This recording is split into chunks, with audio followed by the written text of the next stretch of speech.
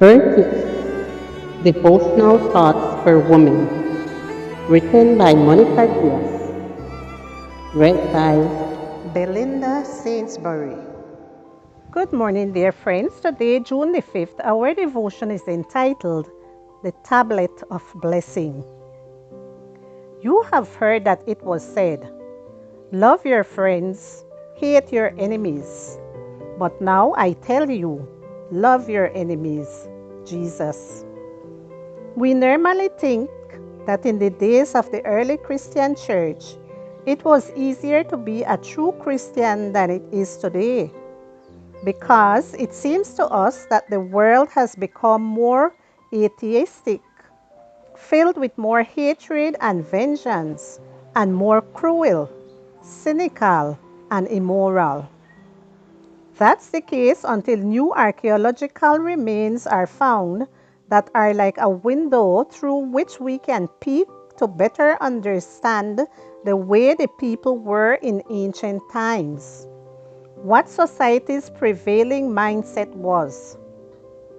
One of those findings allow us to better understand that culture 2000 years ago was not at all easy for a Christian, nor was it inclined to Christ's message.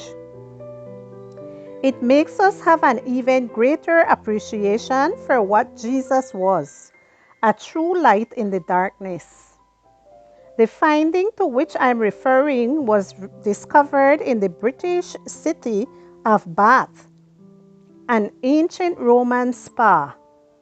There, archaeologists found 130 curse tablets dating from some 2,000 years ago.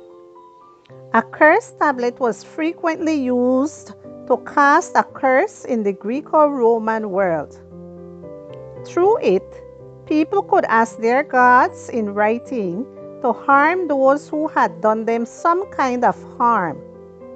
Those were the most popular and frequent prayers of secular culture in the days of the Roman Empire, of which the nations where the Christian church was born and developed were subjects. They were written on lead and buried under the ground so no one could see them. People understood that the gods were there to help them take revenge, and therefore Jesus himself said that loving those who love us but hating those who harm us is common among the heathen, but is not at all extraordinary. Yes, it's true that most people thought that way, but Christians who were called to live an extraordinary life were not to think the same way. There is a new and much higher concept for Christians: forgiveness. Forgiveness is indeed something extraordinarily extraordinary, something that God Himself puts in our hearts, something with which He Himself blessed us when He allowed the death of His Son on the cross for our sins.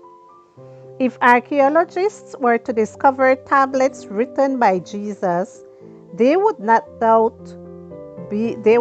doubt be tablets of blessing, never curse tablets. And if 2,000 years from now, someone was to analyze what your prayers were like, what your attitude toward those who harmed you was, what would they discover? God, having raised up His servant Jesus, sent Him to bless you in turning away every one of you from your iniquities. Acts chapter 3 and verse 26.